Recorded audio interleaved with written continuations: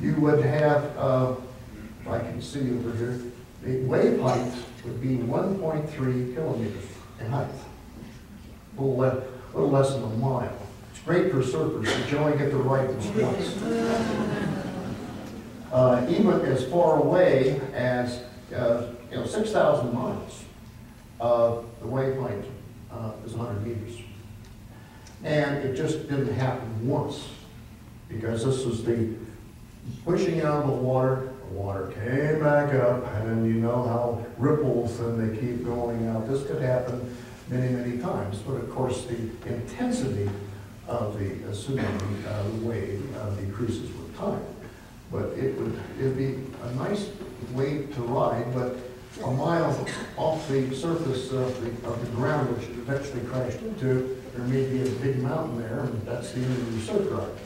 But just to illustrate, there's a lot of ways that an impact can do damage. Most of it is unkind to human life. It doesn't do geological structures too much favor either. Now, if we look at the destruction of animal species, 8% of the biota were wiped out. And if we look up here, the dinosaurs, of course, and the various types of dinosaurs, and marine reptiles, and then into other little things like the ammonoids that are gone, some tropical plants. And then if we look at the mammals, well, mammals fared fairly well, which is fortunate for us, because if they hadn't fared well, we wouldn't be here. So the dinosaurs went by the wayside. Saw tropical plants, a variety of life forms didn't survive or were severely damaged, so that their evolutionary training cycles were disrupted. During this big impact, throwing out debris, molten spherules, and trillions of tons of molten material. This is a layer which is about maybe 5 centimeters in thickness. It's an exposure in Haiti. And what this represents are the mass of spherules that were ejected out from this impact and rained down in this one locality. It has since been altered, so instead of having silicate glasses, this mostly consists now of clays from weathering alteration. But this is just one instance of the ejecta that was spewed out all over the northern hemisphere. Now this is what the KT boundary looks like. This is what we see. This is before the event.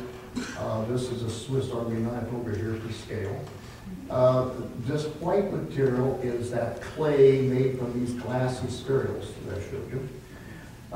The next one up, this very thin guy here, is about 2 to 3 millimeters in thickness, and this is called the fireball layer.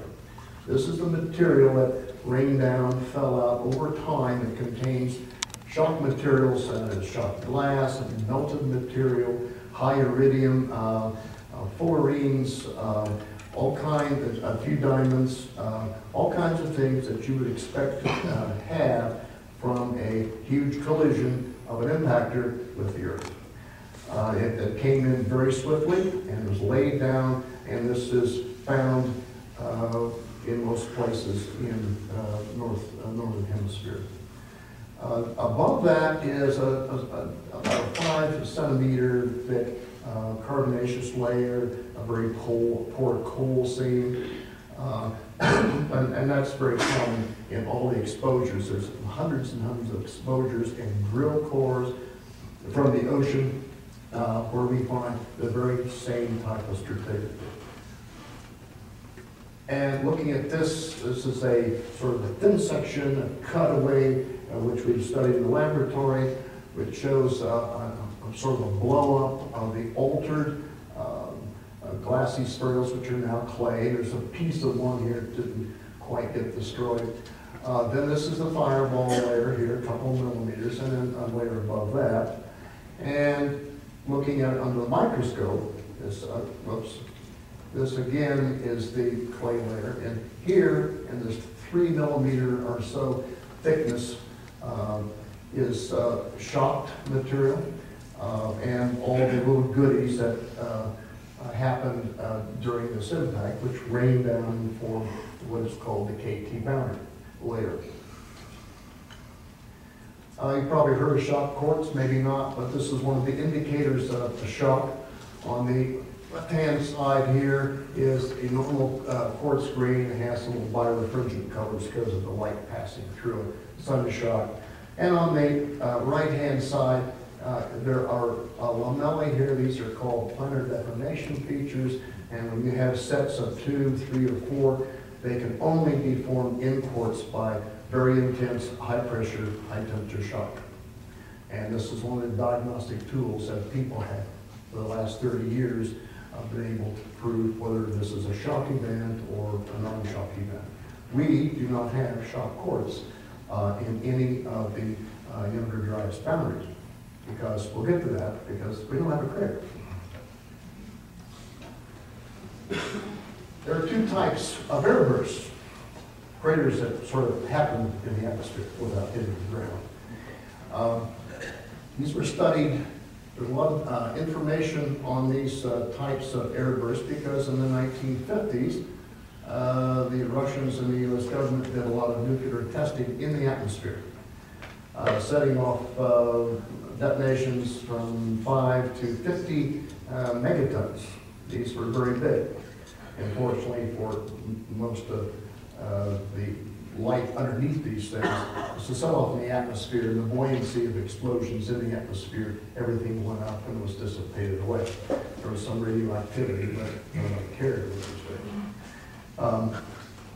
things. A high altitude airburst with not touching the ground is characterized by a, a gaseous jet decelerates to some altitude, and then it creates a fireball and blows mostly up and out.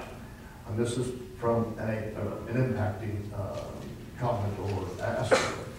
Does not touch the ground. Now, there will be a couple of little movies here made by Mark Boslow from Sandia Laboratory. These were done by computer simulations of what happens during an impact, whether it's in the air or if the airburst hits the ground. I'm not too sure when they'll come up, but you'll see this in motion. And this is done by hydrocode computer simulation. It will show you temperatures. It will show you the movement of the various cells and the very hot gaseous jet as it's projecting to the ground. In the surface airburst, where it does strike the ground, no crater is formed because of the low bulk density of the hot gaseous jet, but it will severely damage anything underneath. It can melt rock, sand, trees, anything that's below it, but it doesn't really make a crater. This is one of these illustrations, which shows on this left-hand, shall I say, column is the temperature. When an impactor enters the atmosphere, it's here. The temperature of yellow is very hot. Red is a little less. And as it moves down through the atmosphere, it starts to break up. On the right-hand side, it shows the breakup of the bolide as it's coming through the atmosphere, making sort of a composite of many types of, or many fragments of the impactor. This is one where it's coming into the atmosphere and this does not necessarily reach the ground. This is just a picture of Rio Bravo, which was a 15 kiloton nuclear explosion in 1950.